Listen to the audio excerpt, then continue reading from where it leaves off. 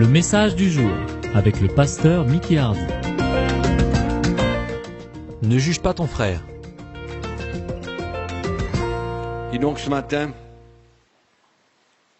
je vais simplement vous encourager un petit peu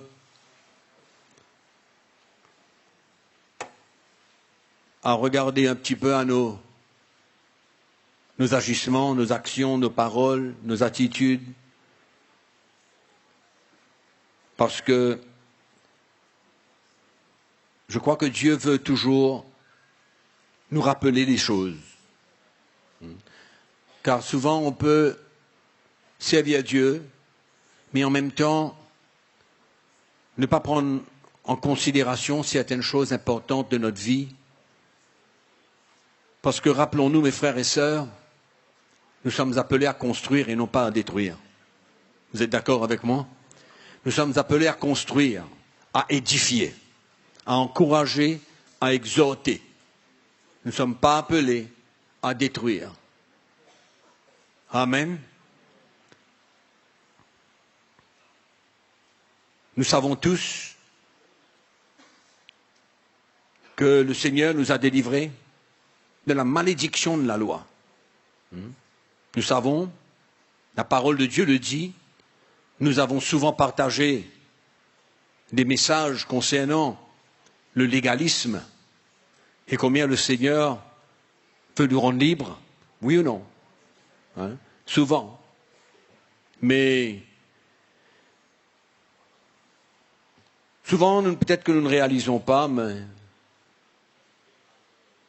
nous agissons, nous parlons, nous avons des attitudes qui démontrent que finalement, le légalisme est encore collé à notre peau. Il ne suffit pas de savoir ce que Dieu a fait, ce que Jésus a accompli à la croix. Il ne suffit pas de savoir, de l'enseigner à d'autres, mais je pense que c'est important pour nous de vivre la réalité et de permettre à Dieu de nous libérer, de nous enlever en nous toute forme de légalisme. Parce que le légalisme ne construit pas, ça tue, ça détruit. Le légalisme, je répète, détruit. Détruit la vie des gens, tue. Le légalisme ne construit rien. Et bien que nous ne voulons pas que le légalisme forme partie de nous, mais ça a une tendance souvent à revenir.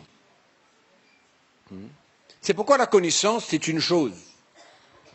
Connaître, faire un enseignement sur la liberté, par exemple, sur la grâce, sur notre libération de la malédiction de la loi. C'est très bien de faire toutes sortes d'enseignements. Mais à la fin du jour, comment est-ce que nous avons agi pendant la journée vis-à-vis d'une circonstance, d'une situation, de quelqu'un, de notre frère, de notre mari, de notre femme, enfin qu'importe quoi. Nous vivons et nous avons besoin de faire face à toutes sortes de choses dans la vie, oui ou non? Toutes sortes de situations. Notre travail, par exemple. Nous pouvons être tellement légalistes dans la manière de voir les choses. Et pourtant, si nous demandons à cette même personne, c'est quoi le légalisme? Il va me donner une définition absolument parfaite du légalisme. Oui, il va me dire exactement ce que c'est. Il pourra même me faire un enseignement là-dessus et me donner les versets qu'il faut pour m'enseigner concernant le danger du légalisme, la libération de la malédiction de la loi. Pour moi, il peut faire peut-être tout à la perfection, en me citant la parole de Dieu, enfin tout. Mais à la fin du jour, comment est-ce que j'ai vécu ce que j'ai compris? Comment est-ce que je vis tous les jours?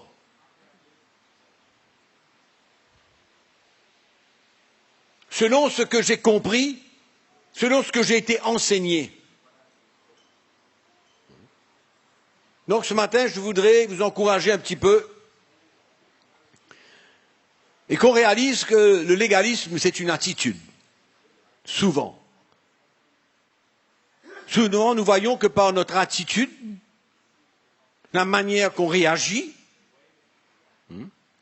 la manière qu'on prend quelque chose et qu'est-ce qu'on fait avec, comment est-ce qu'on conçoit qu'une chose doit être faite, comment est-ce qu'on gère une situation, quel est le genre d'opinion que nous avons concernant un problème, une difficulté.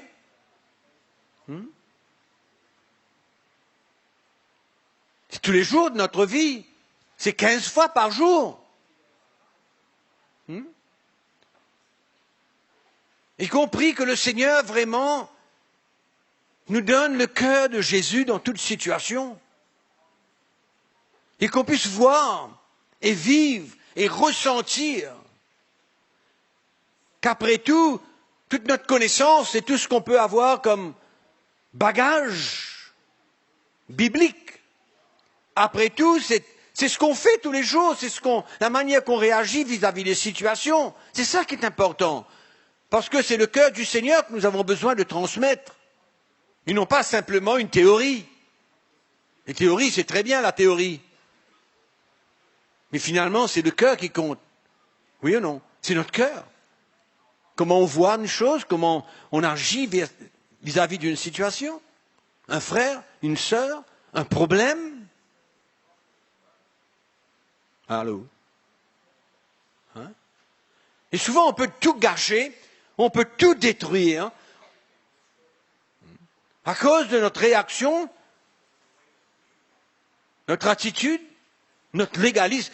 Si on va un petit peu à la profondeur de la situation, on verra bien que c'est de la loi qui est en train de se manifester. C'est le légalisme qui est en train de prendre en contrôle notre vie. Et nous ne réalisons pas les dégâts que ça peut causer. On peut même être scripturaire d'une manière légaliste. Scripturaire. Nous balancer quelque chose dans la Bible. Et en même temps, il n'y a pas de cœur derrière tout cela. Il y a simplement une théorie, une application d'un verset biblique. L'application d'un verset biblique. C'est pourquoi Dieu a besoin de faire une œuvre dans notre cœur. Dieu a besoin de continuer une œuvre dans notre vie.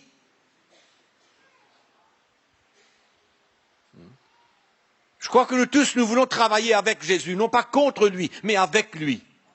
Oui ou non? Travailler avec lui, pas contre lui. Et souvent, on croit qu'on a bien fait. Oui, parce qu'on a utilisé la Bible, on a utilisé l'expérience de quelqu'un, ou même notre propre expérience dans le passé. Et on vient et on déballe quelque chose. Et la personne, elle ne ressent rien. Finalement, peut-être qu'elle peut sortir de là, découragée, condamnée, transportant un fardeau additionnel dans notre vie. Comment ne pas faire attention, mes frères et sœurs? Comment ne pas vivre simplement par des principes, la logique?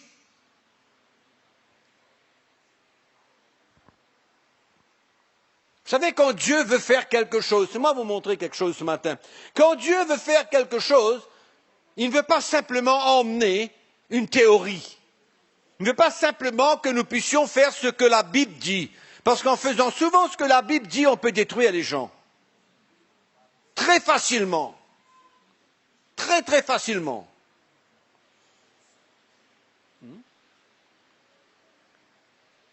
Et là, ce qui se passe, c'est au lieu de construire, on détruit. Au lieu de travailler avec Dieu, on travaille contre Dieu. Parce que comme on a entendu ce matin, c'est moi vous dire une chose, mes frères et sœurs, Dieu est à l'œuvre. Peut-être qu'on ne voit rien, mais Dieu est à l'œuvre. Oui, il est à l'œuvre dans la vie de chacun d'entre nous qui sommes là. Il est à l'œuvre. Malgré que demain, vous pouvez entendre que quelqu'un est tombé, mais Dieu est quand même à l'œuvre. Il est quand même à l'œuvre. Mais notre légaliste ne voit pas comme ça. Notre légaliste ne voit pas de la même manière que Dieu voit. Parce que c'est Dieu qui est à l'œuvre, c'est lui qui connaît tout. C'est lui qui connaît comment prendre quelqu'un dans un endroit et emmener dans un autre endroit. Lui, il connaît. Nous, on ne connaît pas. Si on avait affaire à la chose, on aurait détruit tout le monde.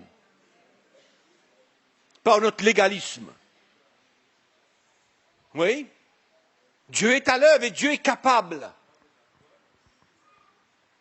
C'est pourquoi il faut avoir un cœur, les yeux du Seigneur. Jésus, la parole de Dieu nous dit, il a confondu beaucoup de gens. Il a emmené la confusion dans la vie des pharisiens, oui, des docteurs de la loi, de tout le monde. Il a emmené une grande confusion.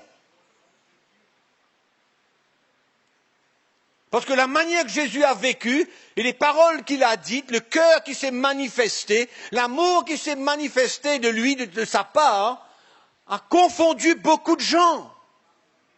Pourtant, il a dit des choses, franchement, droites, claires, simples, directes.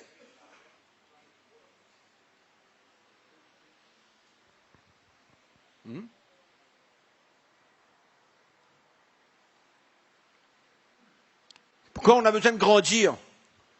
Pas grandir seulement dans la connaissance. Non, la connaissance enfle. Elle enfle, elle nous fait devenir orgueilleux. Plein de nous-mêmes. Plein de nous-mêmes. Moi je connais. Oui, on peut connaître et détruire les gens en même temps. On peut connaître beaucoup de choses et faire tellement de choses contraires à ce que Dieu aurait fait. Dans toute notre connaissance. Hein?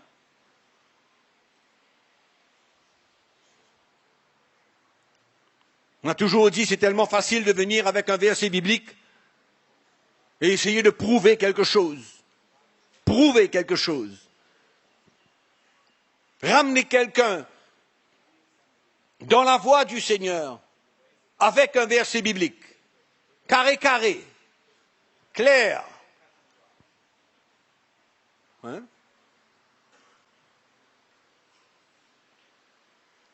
Mais non. Dieu a besoin de faire une œuvre dans notre cœur. Nous emmener à nous humilier. C'est l'humilité qui va nous emmener à de plus en plus avoir le cœur du Seigneur et être libérés du légalisme, de la loi, de la manière de faire des choses, de la manière d'entreprendre des choses pour Dieu.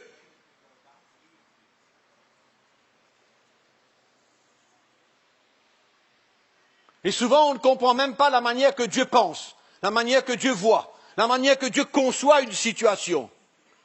Ouais.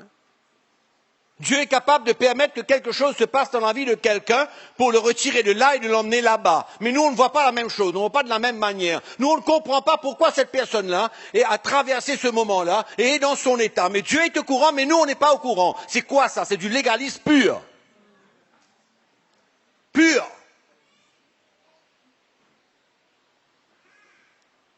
Dieu est capable de faire n'importe quoi.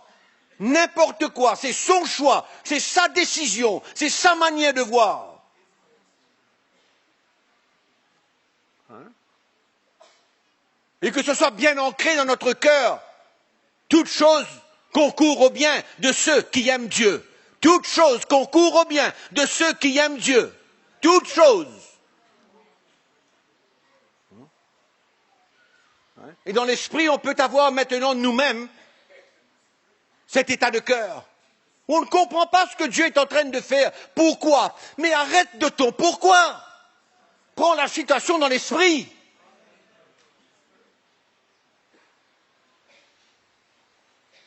Il y a des choses qui ont une grande valeur pour nous aujourd'hui, mais n'ont aucune valeur pour Dieu. On comprend ce que je dis? Il y a des choses qui paraissent tellement sérieuses pour nous que pour Dieu, c'est rien. Rien pour Dieu.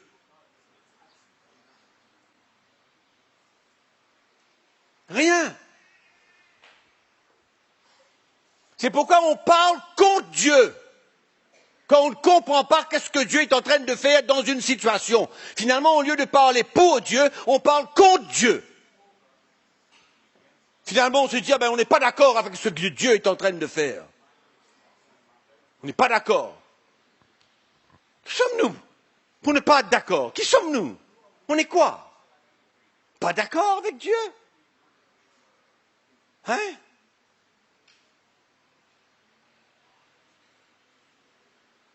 C'est étrange de penser comme cela. C'est étrange d'avoir une opinion spirituelle comme je suis en train de vous parler ce matin. C'est un peu étrange. Dieu connaît toutes choses, lui. Il connaît tout. Il sait qu'est-ce qui peut arrêter quelqu'un, il sait qu'est-ce qui peut choquer quelqu'un, il connaît tout.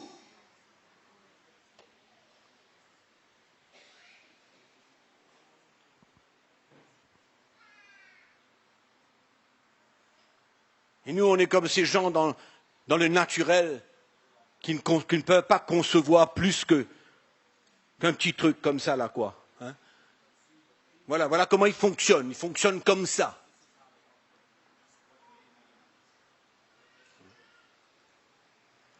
Des gens qui n'ont pas un esprit ouvert. Ouais. C'est comme ça qu'il y a des pays qui sont 25 ans en retard sur d'autres pays. Ils n'arrivent pas à rattraper. Hein? C'est pourquoi dans l'esprit, nous avons besoin d'entrer dans une nouvelle dimension et de comprendre que Dieu est Dieu. Dieu est Dieu. Et Dieu nous aime. Et Dieu a sa main sur notre vie.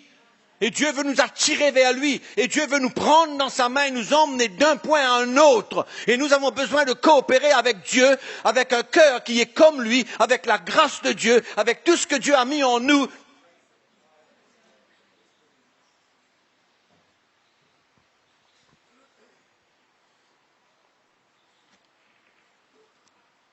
Peut-être que le texte qu'on peut lire dans Matthieu chapitre 7, versets 1 à 5, nous aidera à comprendre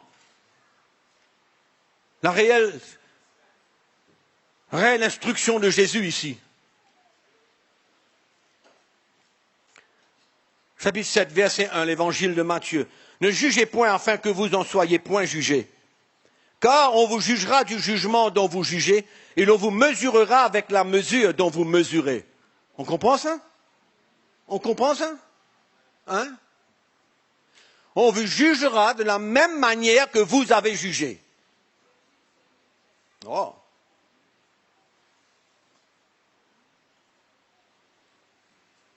Moi, je veux me protéger. Ouais. Moi, je veux me protéger. Je veux me sécuriser. Comment? Comment est-ce que je fais ça? C'est la manière dont je juge. Pourquoi? Parce qu'on va me juger de la même manière que je juge. C'est pourquoi j'ai intérêt à porter un regard dans des situations qui est un regard du Seigneur. J'ai intérêt. Hein? J'ai intérêt de parler comme Jésus parle dans une situation. J'ai intérêt d'agir comme le Seigneur agit dans une situation. J'ai intérêt d'avoir une attitude comme le Seigneur a dans une situation. J'ai intérêt. Je veux me protéger. Je veux grandir. Je veux être comme lui. Dans toutes circonstances.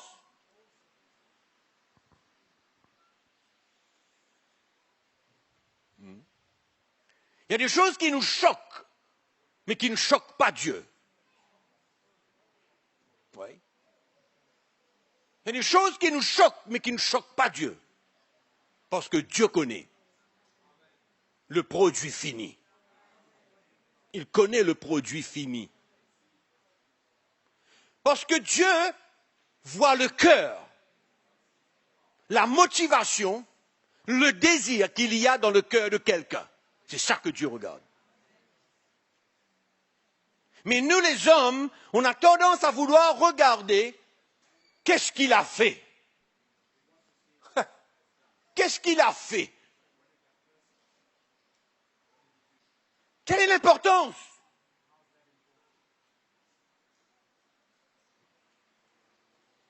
Parce que Dieu est capable de tout restaurer, de tout remettre en ordre.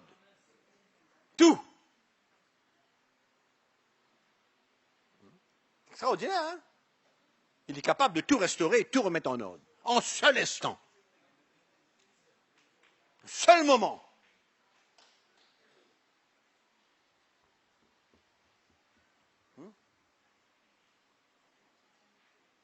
On continue? Pourquoi vois-tu la paille qui est dans l'œil de ton frère, mais n'aperçois-tu pas la poutre qui est dans ton œil? Oh, qu'on comprenne cette instruction une fois pour toutes. Une fois pour toutes. Terminé. Que ce soit écrit. Et malheureusement, on lit la Bible, on accepte ce que la Bible dit, et on peut prendre ce verset-là et enseigner à n'importe qui. Mais comment est-ce que nous allons réagir vis-à-vis d'une situation, vis-à-vis d'un homme, mari, femme, frère, sœur, n'importe qui? Comment? Comment? Et souvent, notre réaction, notre attitude, notre langage dépend allons dire, de la grandeur du légalisme qu'il y a en nous. Ah oui? Et on ne réalise pas. Ça dépend de combien, quelle quantité, si on peut parler ainsi, quelle quantité de loi de légalisme agit en nous pour qu'on puisse parler de telle manière. Ah oui?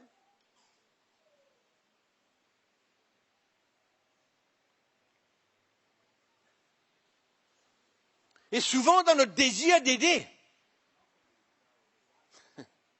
dans notre désir peut-être d'aider, on détruit.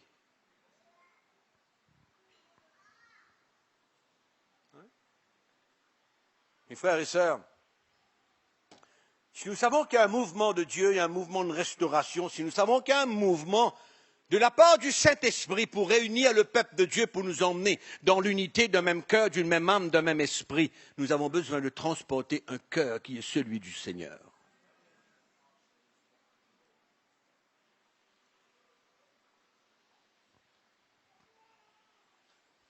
On est renversé par une situation, Dieu ne bouge pas. Il ne bronche pas. Il ne bouge pas. Il est en contrôle. Dieu est en contrôle de tout, alors on fait ce qu'on veut. Ce n'est pas ce que je dis. C'est pas ce que je dis. Non. Je dis qu'il y a d'autres choses que nous avons besoin de faire, nous. Il y a d'autres choses que j'ai besoin de faire, moi, pour vraiment aider la personne.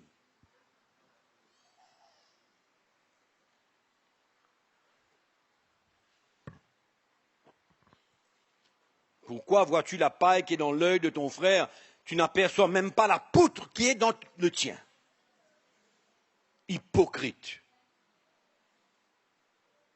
Laisse-moi ôter une paille de ton œil, toi qui as une poutre dans le tien. Comment peux-tu dire ça à ton frère? Hein?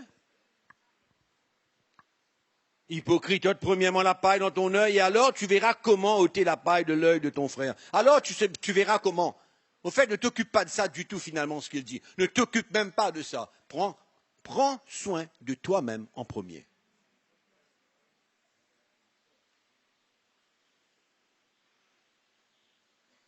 Oui?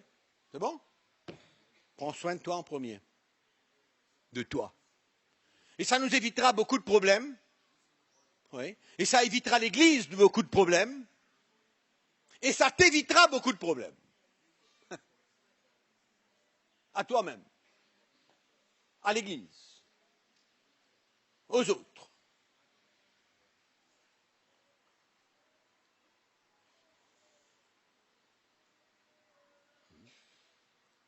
Quand quelqu'un fait quelque chose de mal, quand un frère ou une sœur fait quelque chose de mal, moi je dis que c'est très facile pour quelqu'un, pour nous, de dramatiser la chose. Faire un drame de la chose.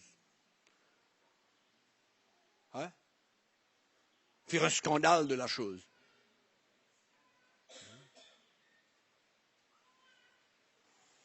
Et souvent quand on regarde une situation, c'est comme si que pour nous, quelqu'un avait renié le Seigneur. Qu'il l'avait abandonné.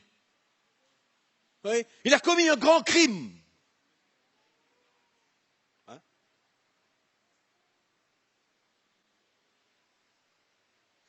Est-ce que je suis en train de minimiser le péché? Non. Je suis en train de parler de l'attitude qu'un homme, une femme, un chrétien doit avoir vis-à-vis de la chute ou de quelque que ce soit qui se passe dans la vie de quelqu'un.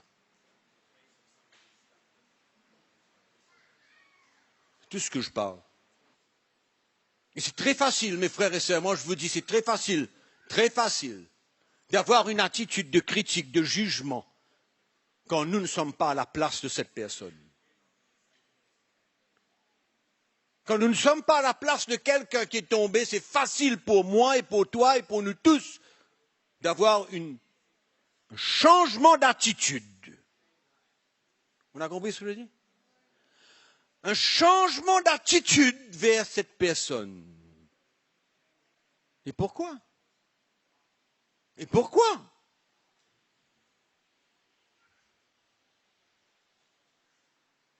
C'est normal, vous trouvez? C'est normal? Mes frères et sœurs, on a besoin de comprendre beaucoup de choses. On a besoin de comprendre qu'est-ce que c'est que la vraie justification. On a besoin de comprendre qu'est-ce que c'est que la sanctification. On a besoin de bien comprendre qu'est-ce que c'est que le pardon de Dieu et qu'est-ce que c'est que la repentance. On a besoin de bien comprendre l'œuvre de Dieu dans la vie de quelqu'un.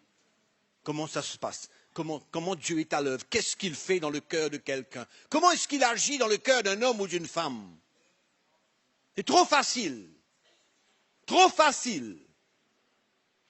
d'ouvrir notre bouche et de parler, de communiquer, de parler.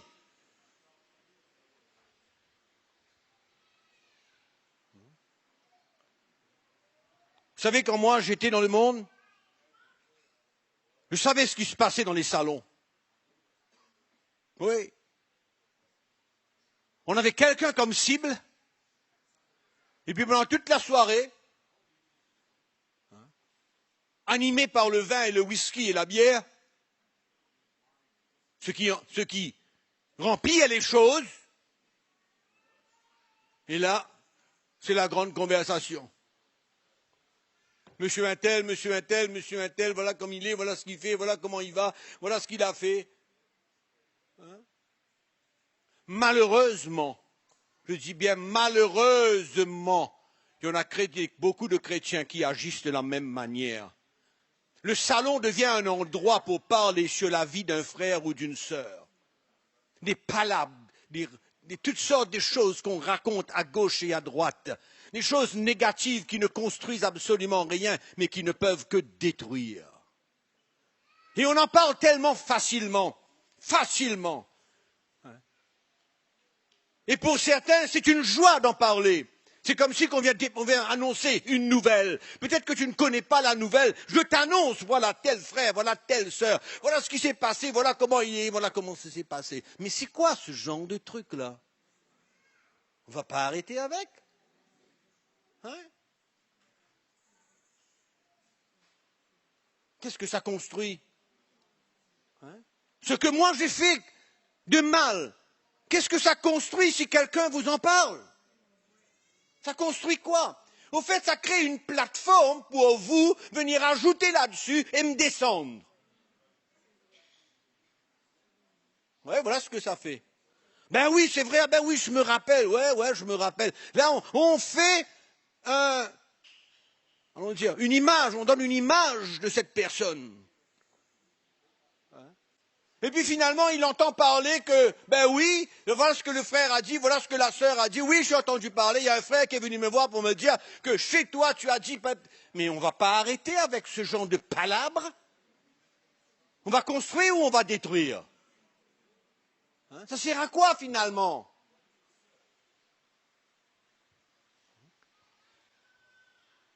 s'il y a des choses que tu vois qui ne témoignent pas à ton cœur, va voir un ancien de l'Église, va voir un responsable d'Église, va en parler, va causer, mais ne va pas raconter à gauche et à droite ce qui se passe dans la vie de quelqu'un. C'est malsain. Oui ou non? C'est malsain de faire des choses pareilles. Et ce qui est malheureux, c'est qu'il y a beaucoup de chrétiens qui aiment. Ils aiment en parler, ils aiment parler. Ils aiment divulguer des choses. Ils aiment répandre des nouvelles. Oui, on répond à gauche, à droite. Non. S'il y a des choses que tu vois, s'il y a des choses que tu ressens, parle-en. Parle-en dans le bon esprit. Parle-en pour construire. Parle-en afin que tu puisses aider, emmener un positif, un plus dans la vie de quelqu'un. Parler ne veut pas toujours parler négativement, on peut parler positivement. Oui ou non? On peut parler positivement. C'est ça que nous sommes appelés à faire. Construire avec le Seigneur, œuvrer avec Jésus, travailler avec lui. Il y a des moyens de construire, mes frères et sœurs.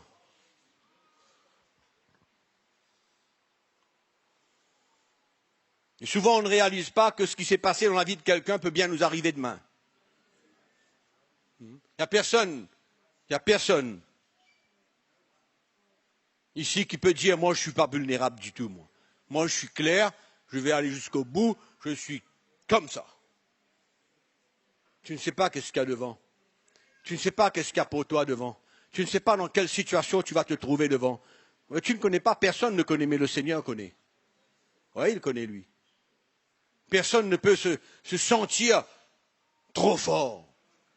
Comme quoi que lui, pas de souci. Et quand il est comme ça, il n'y a pas cette humilité dans son cœur, mais il y a une plateforme pour lui, que les gens puissent vivre comment lui est en train de vivre maintenant. Donc il porte un regard de critique, de jugement. Ce n'est pas d'une humilité qu'il y a dans son cœur, mais c'est du jugement, c'est de la critique envers un frère, envers une sœur. On va aller jusqu'où comme ça? On va détruire tout le monde d'un seul coup? Est-ce qu'on veut se détruire tout le monde? C'est ça qu'on veut? Ben non, c'est pas ce qu'on veut. On veut construire. On veut construire. Ce n'est pas une nécessité de parler et de parler et de parler. Il n'y a pas d'obligation de parler comme ça. Il n'y a aucune obligation. Au fait, il doit y avoir une retenue et une crainte de Dieu dans notre cœur pour parler contre un frère ou contre une sœur. Il ne nous a pas à avoir la liberté d'en parler comme ça. Des palabres qui se passent. On parle à gauche et à droite contre quelqu'un, contre un frère, contre une sœur. C'est comme un sujet de conversation. Il y a des gens qui le font avec joie. Je répète, avec joie. Ils aiment. Ils aiment faire des nouvelles. Ils aiment parler des nouvelles. Comme si que ça va construire. Les palabres dans l'église, c'est un poison. Un poison. Oui, c'est du poison. Mais nous, par nos paroles, on empoisonne les gens. Par nos paroles, on crée dans l'Église une grande confusion. On va vous lire un texte dans le livre des Proverbes. Vous êtes là, les frères et sœurs? Hein? On veut grandir ou bien est-ce qu'on veut être toujours ces chrétiens qui parlent et qui racontent n'importe quoi? Qui vivent dans un salon et qui vont chez les frères et chez les sœurs pour annoncer des nouvelles. Ils ne vont pas pour essayer de s'encourager, exhorter quelqu'un, ils vont pour écoutez les nouvelles. Il y a des salons qui sont spéciaux comme ça. C'est comme des salons de coiffure. On va dans les salons de coiffure pour se tailler les cheveux. Et il y a des gens qui ont des salons chez eux pour inviter les gens dans un endroit pour causer, palabrer, raconter toutes sortes de choses. Malheureusement, des chrétiens. Oui.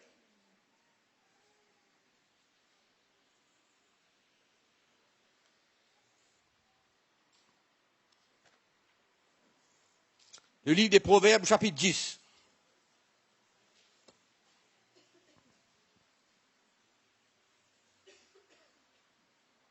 La Bible nous dit, celui qui parle beaucoup ne manque pas de péché.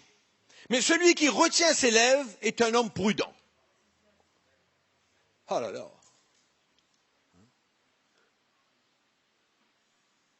Les racontards, les gens qui parlent beaucoup, qu'est-ce que la Bible dit? Il ne manque pas de péché. Oui. Papotage, calomnie, jugement, critique. Ça va, c'est OK. Hein? Mais par contre, celui qui retient ses lèvres est un homme prudent. Il est prudent. Mes frères et sœurs, il faut se protéger. Ouais. On ne peut pas être une occasion de chute pour les gens. Non. On ne peut pas être la cause de scandale. On ne peut pas être la cause de scandale. Allez partout, là, et quelque chose s'est passé, c'est extraordinaire. Il y a quelque chose qui se passe ici ce matin, hein. Il y a eu un problème, il y a eu une situation, il y a eu quelque chose qui s'est passé. Hein. Avant cet après-midi, peut-être tout le monde est au courant. Mais pourquoi? Pourquoi il faut parler? Pourquoi on ne peut pas fermer un peu la bouche de temps à autre? On parle quand on a besoin de parler. On parle pour encourager, on parle pour exhorter, on parle pour construire. On ne parle pas pour ce qu'il faut parler. Hein? On parle pour annoncer la bonne nouvelle. On parle pour annoncer la bonne nouvelle. On ne parle pas pour annoncer de mauvaises nouvelles. C'est pourquoi tous les chrétiens ont besoin d'apprendre à ne pas parler beaucoup, mais plutôt de demeurer dans le silence. Souvent. L'épître de Jacques.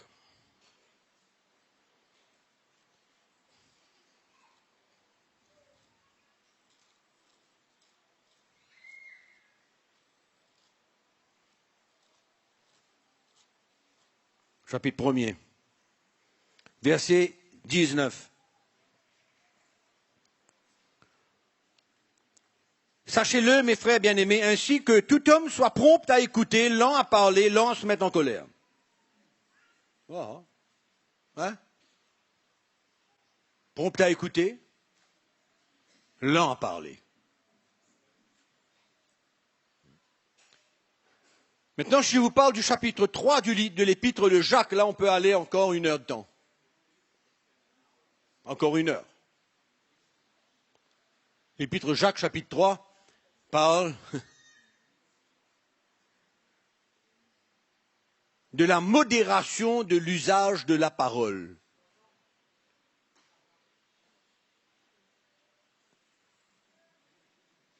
La modération de l'usage de la parole.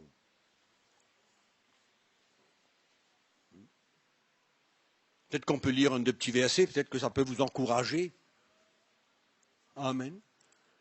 Et vous savez, nous avons besoin de réagir dans l'esprit. S'il y a un frère qui vient me voir pour me parler d'un autre frère, de ce qu'il a fait, etc., dans un but, dans un esprit de construire, je vais l'écouter pour le bien-être de la personne. Mais je ne m'attends pas à ce que le frère aille parler avec 4, 5, 8, 10, 15 personnes partout. On va vers les gens qui sont responsables et qui pourront gérer cette situation dans l'esprit. C'est à nous, les chrétiens, de faire taire les autres qui viennent juste pour parler de tel et tel frère ou de telle et telle sœur. C'est à nous de stopper la conversation depuis le début et de dire à ce frère ou à cette sœur, ça ne m'intéresse pas, rends-moi un service, va voir un ancien de l'Église si tu as quelque chose à en parler. Mais moi, je ne veux rien entendre.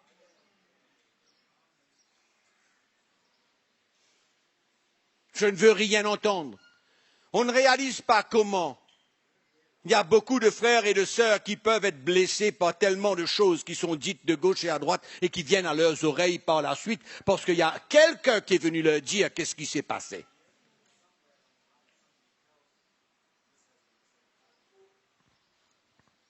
Si quelqu'un vient vous voir pour prier avec vous, accueillez-le. S'il vient vous voir pour vous encourager, accueillez-le. s'il vient vous voir pour parler sur quelqu'un d'autre, refusez. Refusez. Ça ne doit pas intéresser personne, les nouvelles sur quelqu'un d'autre. Personne. Parce que ce n'est pas une semence qui va porter des fruits en moi. Je suis en train d'accepter une semence qui finalement va germer et qui ne va pas être un bon fruit dans ma vie.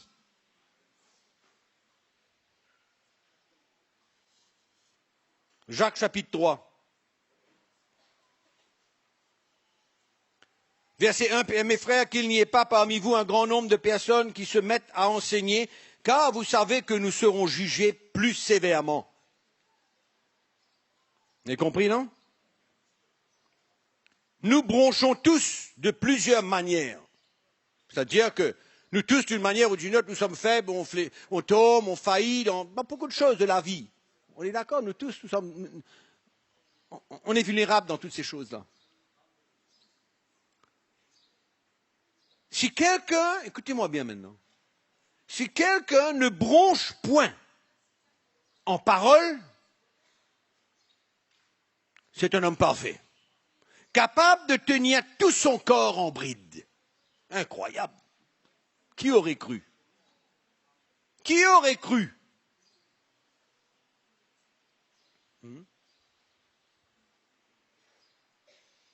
S'il ne bronche point en parole, s'il n'offense personne, s'il ne parle pas de mauvaises nouvelles pour créer des situations malsaines, s'il juge, s'il critique, tout ça, c'est quoi tout ça? Mais par contre, si quelqu'un ne bronche pas en parole, vous avez compris? Il ne bronche pas. C'est un homme parfait, capable de tenir tout son corps en bride. Incroyable. Incroyable comment, quand on peut se maîtriser, maîtriser notre langue, maîtriser notre langage, quand on peut se maîtriser, vous savez, la maîtrise de soi, la Bible parle que c'est le fruit de l'esprit dans Galates chapitre 5. Le fruit de l'esprit, la maîtrise de soi. Nous avons besoin d'avoir une maîtrise de soi, de grandir, de pouvoir se maîtriser, c'est-à-dire de parler quand il faut parler. Parler pour encourager, exhorter, pour emmener quelque chose de positif dans la vie de quelqu'un spirituellement. Et si quelqu'un ne bronche point en parole, la Bible dit qu'il est quelqu'un de parfait, capable de garder en bride tout son corps. Incroyable. Et souvent, on ne réalise pas que quand on parle, hein, on envoie une critique quelque part, on envoie un petit jugement de l'autre côté. Hein. Oui, on parle si facilement que cela affecte toute notre vie. Cela affecte toute notre vie. Parce que la critique de notre cœur, le jugement qui vient de notre cœur, ça ne peut pas nous aider. Ça ne peut que être un obstacle pour nous de grandir. La Bible dit quand c'est l'abondance du cœur que la bouche parle. C'est pourquoi nous avons besoin de veiller notre cœur. Veiller qu'il n'y a pas dans notre cœur quoi que ce soit qui peut emmener une critique, un jugement, une attitude en nous. Et on ne réalise pas, mes frères et sœurs, on ne réalise pas, souvent on pense ça à la légère, mais c'est du légalisme. Hein? Quelle est la solution? La solution que quand on voit quelque chose, quand on entend quelque chose, on se met à genoux. Oui, non, on se met à genoux, on crie au Seigneur, on jeûne,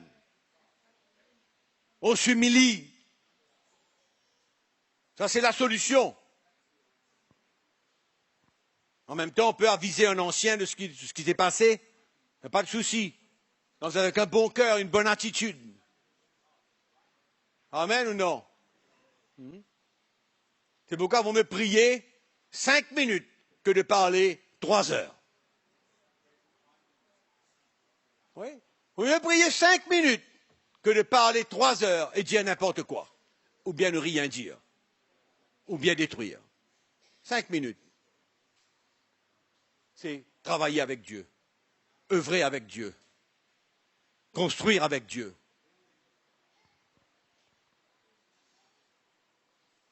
La question se pose ce matin. Où est notre foi? Où est notre foi? Hein?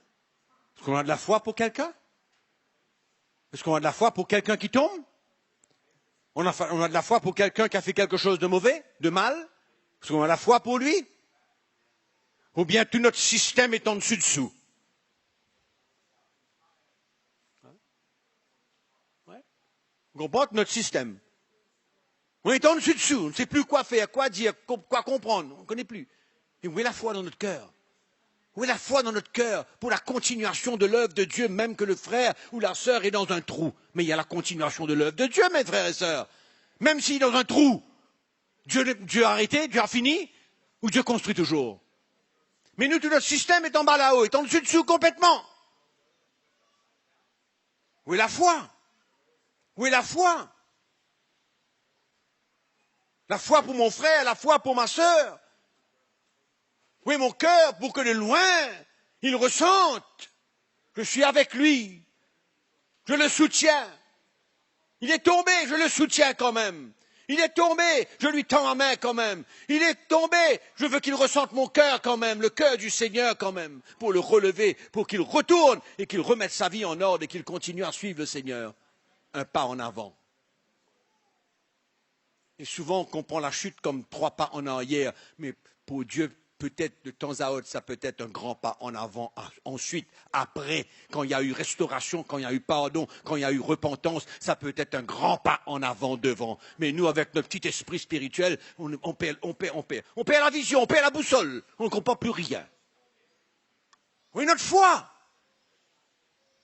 Où est ma foi pour vous? Où est votre foi pour votre frère, pour votre sœur, pour moi, pour nous tous qui sommes là? Où est notre foi? Sans la foi, qu'est-ce qu'on fait? On analyse. On analyse le contenu du problème. Ouais.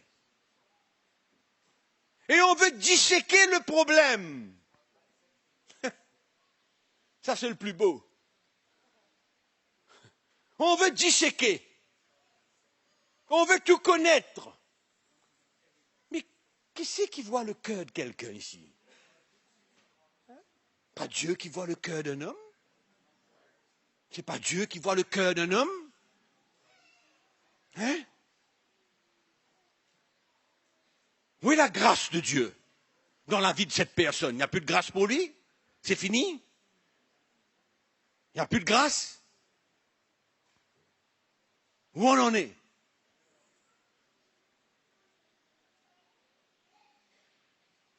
Où est la foi? Quand j'ai la foi, écoutez-moi bien, je reste dans le calme. Je reste dans le calme du Seigneur, qu'est-ce qu'il faut que je fasse? Je prie. Oui.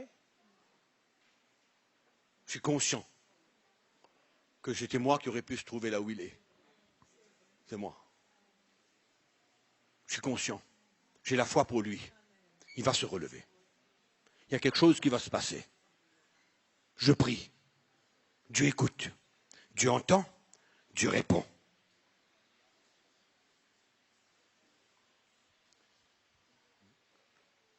Il faut savoir gérer des situations dans l'esprit.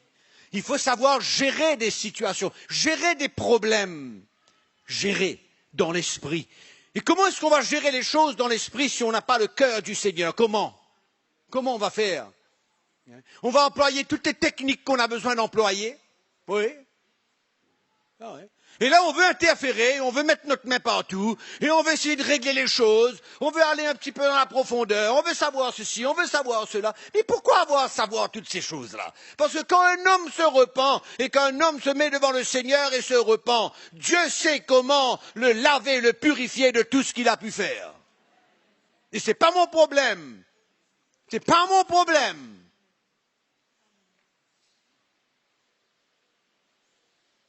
Les gens doivent être libres.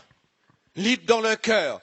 Libres de communiquer, libres de parler, libres d'avouer, libres de s'humilier, libres de parler à Dieu, libres de se repentir, libres de ressentir le cœur du Seigneur dans leur vie.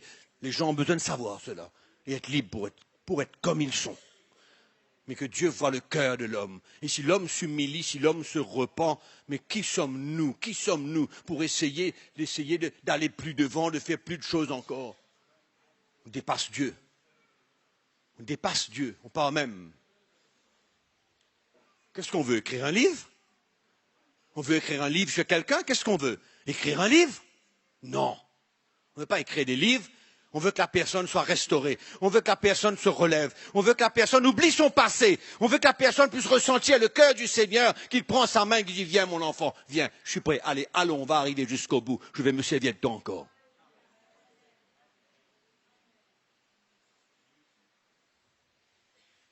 Il faut grandir, mes frères et sœurs. Il faut grandir. Il faut grandir. Le légalisme nous tue. Le légalisme arrête l'œuvre de Dieu, pour ainsi dire, si on peut dire des choses comme ça. On n'aide pas Dieu. On ne participe pas. Ça tue. Ça fait mal. Ça fait mal. C'est pourquoi je le disais tout à l'heure, on peut connaître tout, à fond. Oui, tous les enseignements, qu'est-ce que Dieu a fait, qu'est-ce que Jésus a fait pour nous, on peut tout connaître. Et on peut tout casser aussi en même temps, un seul coup. Renverser tout un seul coup.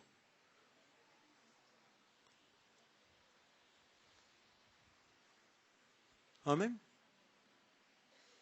Si quelqu'un vient vous voir pour prier avec lui et vous dit, mon frère, ma sœur, je viens me repentir devant Dieu, je veux que tu sois témoin, je viens me repentir devant Dieu, je viens mettre mon cœur clair devant le Seigneur, il se repent. Quelle est ta prochaine étape? Qu'est-ce que tu as fait?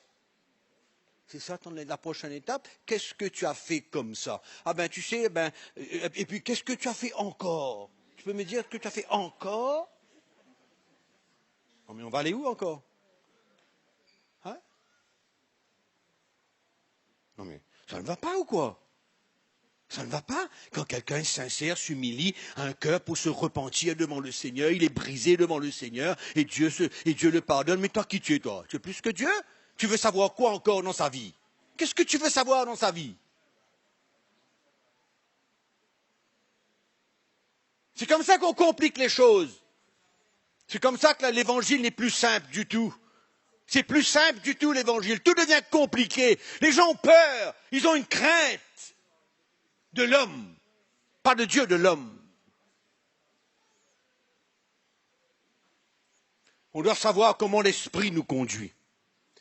Il ne faut pas être technique, il ne faut pas être de principe. Dieu peut conduire les choses. Dieu peut ouvrir les portes pour parler, pour communiquer. Les choses ne sont pas pareilles tout le temps. Mais on ne peut pas venir avec une technique et un principe de dire il faut que ce soit comme ça. Dieu agit différemment. C'est pourquoi on a besoin de l'œuvre de Dieu dans notre vie. On a besoin de grandir.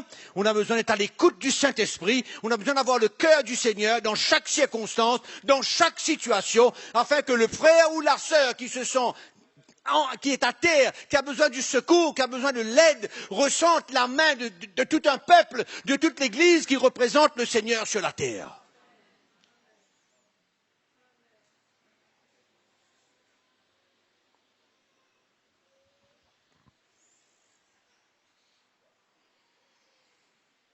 Amen ou non?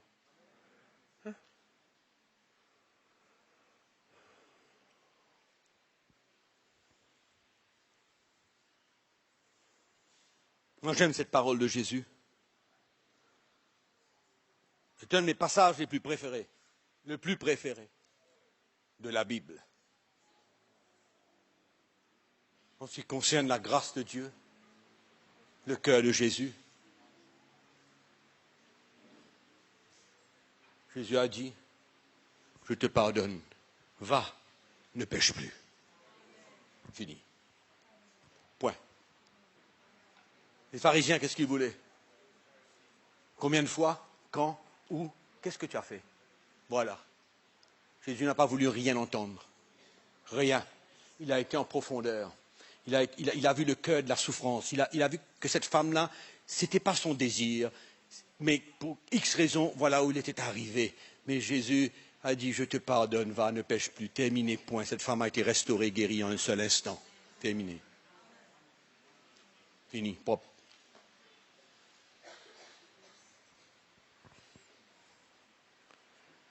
Le légalisme. Voilà ce que c'est. Le légalisme, pur et simple.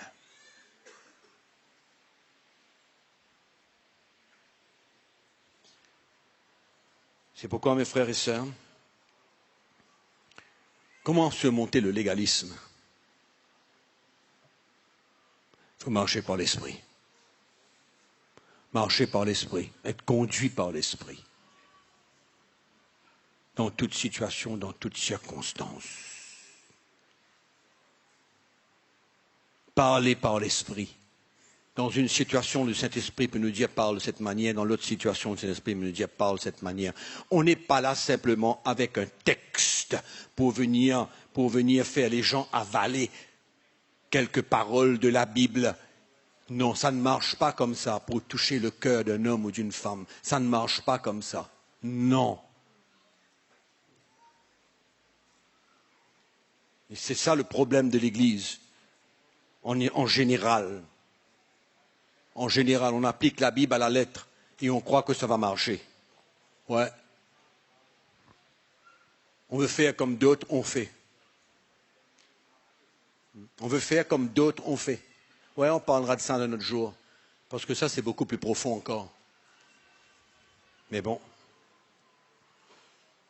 Mes frères, mes sœurs, il ne faut pas se soumettre à nos désirs.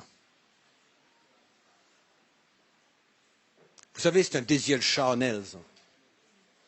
Le cancanage, oui, c'est un désir charnel. Les palabres, c'est un désir charnel. Oui. Quand on parle pour rien dire, ça nourrit les désirs de notre chair. Oui. C'est pourquoi il faut grandir et arrêter de se soumettre à la chair. Souvent, on croit que la chair, c'est simplement l'adultère, ou bien, je ne sais pas quoi encore, qu'importe quoi, les grands trucs, soi-disant, là, les grands trucs. Hein?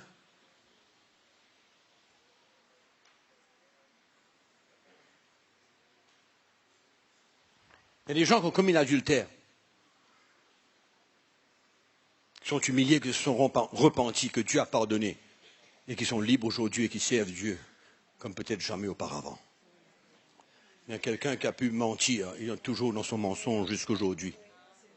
Toujours dedans même. Hein? Il faut voir les choses dans l'esprit. Il faut avoir la foi. Il faut grandir et ne pas se soumettre au désir de sa chair pour parler toute la journée.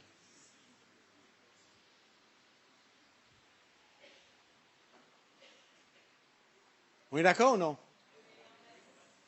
On va rentrer dans une autre étape? Hein?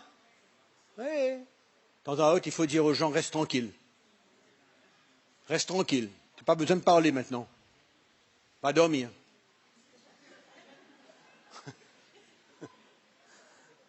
Reste tranquille, allez va. Alléluia. Il ne faut pas prendre plaisir dans ces choses-là. Non.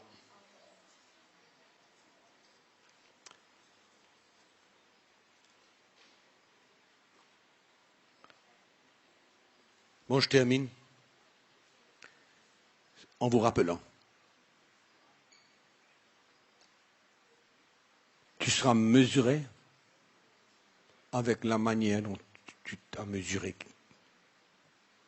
Pareil.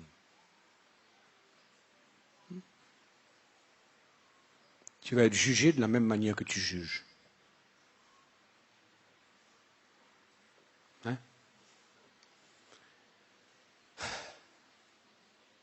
On va mettre une croix là-dessus ce matin? Hein? Assez? Assez causé? Hein? On va parler des choses sérieuses. On va grandir. Amen. On va faire une étape devant. Merci de nous avoir suivis. À bientôt.